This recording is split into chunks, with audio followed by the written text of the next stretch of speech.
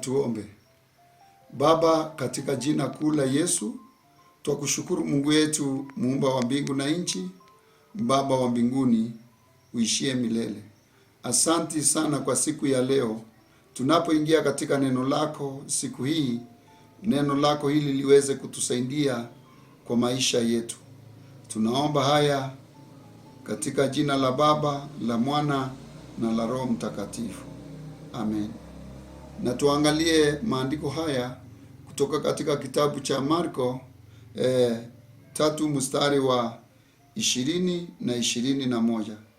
Kisa Yesu alikwenda nyumbani. Umati wa watu ukakusanyika tena, hata Yesu na wanafunzi wake wasiweze kupata nafasi ya kula chakula.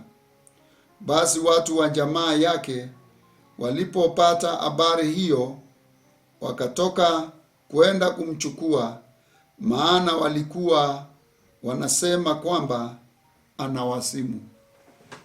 Maandiko haya yanatufundisha jambo la kuhusiana na Yesu.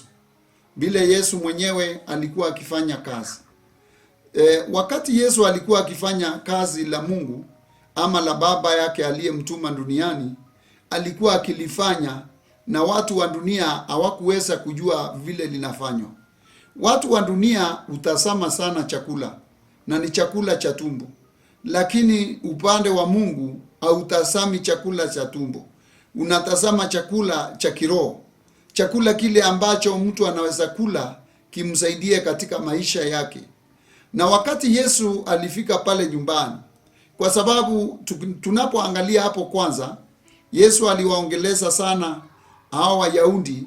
Tukiangalia kitabu ya Mathayo 13 mstari wa 53 58, tunaona vile aliongea na wao na vile walimsema, mpaka watu hao wakaanza kusema ya kwamba tunajua baba yake ni seremala, hata mama yake Mary tunamjua, na hata ndugu zake kina James, Joseph, Simeon na Juda tunawajua, na hata dada zake wale wamezaliwa nao wanamjua.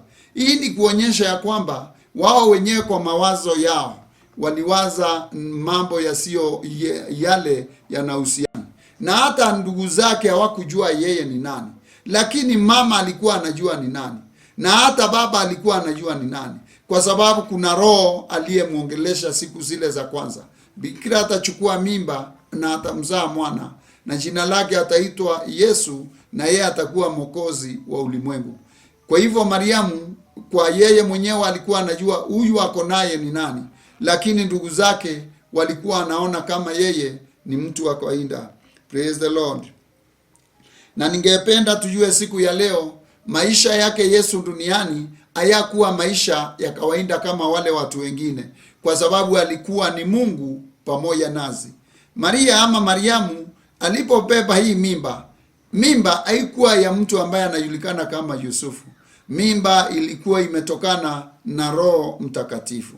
Kuna malaika aliyoleta habari njema ya kwamba huyu atapata mimba na atamzaa mwana, na yeye atakuwa mwana wa Mungu, na atakuwa ni Mungu pamoja na mwanadamu. Kwa hivyo mama mwenyewe alikuwa anajua, lakini ndugu yake James, ndugu yake Joseph, ndugu yake Simeon, ndugu yake Juda, hao walikuwa anamuona Yesu kama mtu wa kawaida. Na hata majirani wale ambao wamesunguka mahali pale Yesu alipozaliwa Nazareti, walikuwa anajua tu baba yake Yesu ni huyu anajulikana kama Joseph, na wakajua ya kwamba Yusufu alikuwa seremala, alikuwa fundi wa mbao, na wakajua ya kwamba huyu tu ni mwana ya ule mzee ambaye tunamjua. Tunapoangalia vizuri maisha yake Yesu hakuegemea sana chakula cha tumbo. Alipokuwa anaenda Samaria, wakati Wayahudi walimkemea mahali pale na hawakumtambua, mpaka yeye Yesu akasema ya kwamba mtu hawezi kuheshimiwa kwao na wale ambao wanamjua. Yeye mwenyewe Yesu aliteremka akatoka pale Nazareti akaenda upande wa Samaria. Alipofika pale Samaria, hayo maandiko tunayaona katika kitabu cha Yohana 4 kuanzia 1 kuteremka. Alipokwenda mahali pale alienda akaketi pale kisimani, na pale kisimani kuliingia mama Msamaria, na huyu mama naye alikuwa anakuja kuteka maji. Mama huyu alikuwa ni mama ambaye alikuwa anajulikana sana kwa ule mji. Alipoingia mahali pale, alimkuta Yesu. Yesu tayari alikuwa ametuma wanafunzi wake waende wakatafute chakula kile ambacho wangekula, kwa sababu walikuwa wameshindiwa na njaa. Na Yesu alipoketi pale kisimani, pakaingia huyu mama mwanamke Msamaria akija kuchota maji. Alipoingia mahali pale, alimkuta Yesu. Walianza kuongea na Yesu.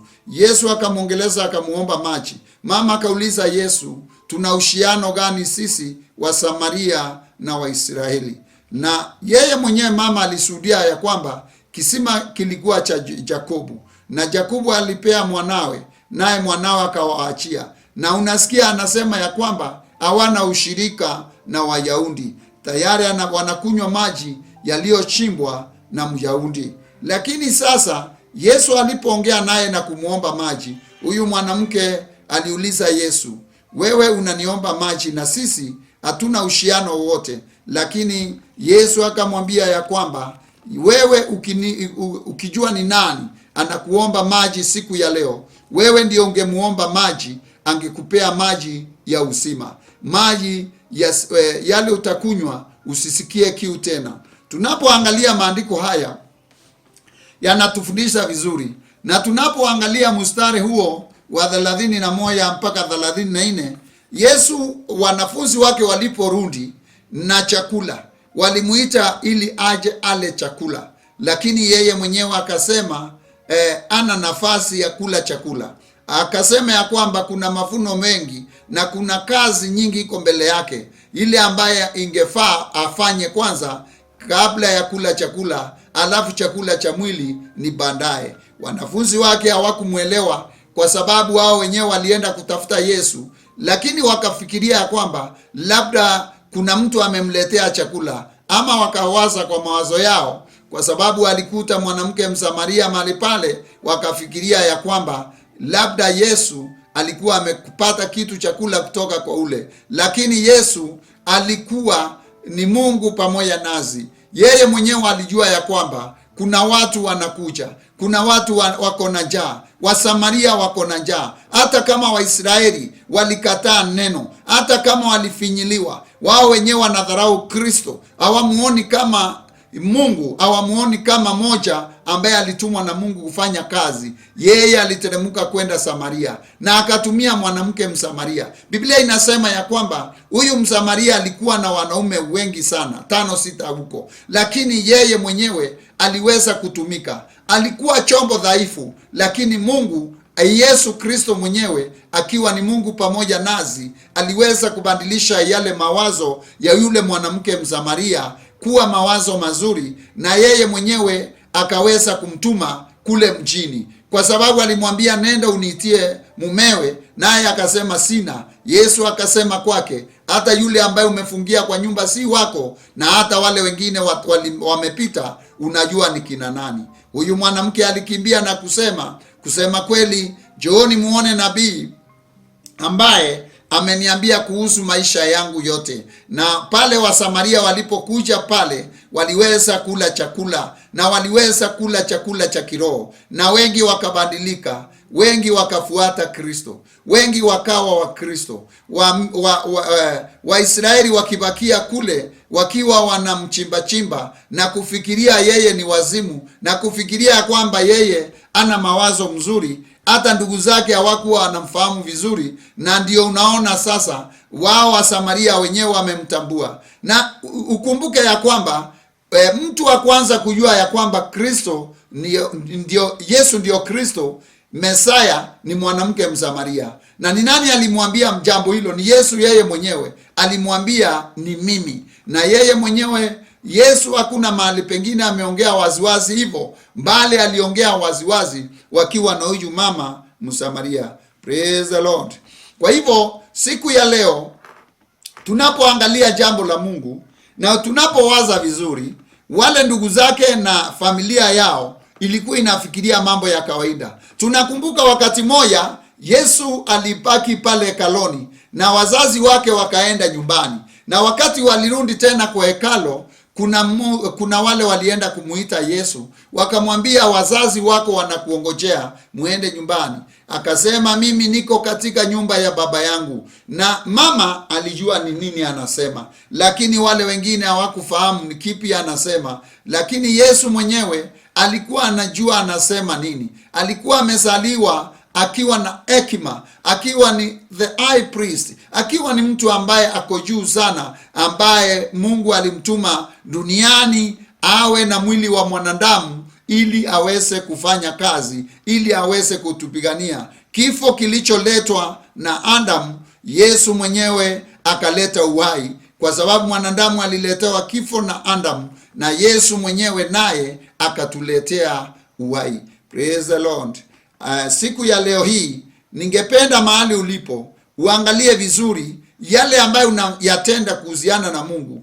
Watu wa dunia wengi watafikiria ni ujinga. Watu wa dunia wengi watafikiria ni wazimu. Watu wa dunia wengi hawataamini wala hawatajua, kwa sababu hawayafunuliwa macho, bado hawayafunguka macho yao. Lakini wale ambaye wako na roho wa Bwana, wale ambaye Bwana amewafungulia, wale ambaye wamefunuliwa macho, watajua ni kipi unasema. Lakini watu wa dunia wanaangalia, macho yao hayaoni vyema. Na ndio naona katika kitabu cha Samueli, Mungu aliweza kumtuma huyu Samueli aende kwa mboma ya Jesse ili akajitafutie kiongozi mahali pale. Yeye alienda akatazama, aliona kina Eliabu na hao wengine kina Sama, lakini Mungu hakuwaona. Mungu alikuwa ameona mtumishi wake Daudi. Hata kama alikuwa mdogo sana, huyo Mungu alikuwa tayari ashamchagua. Watu watakuona ukiwa mdogo sana. Watu watakuona wewe mwenyewe ufai. Watu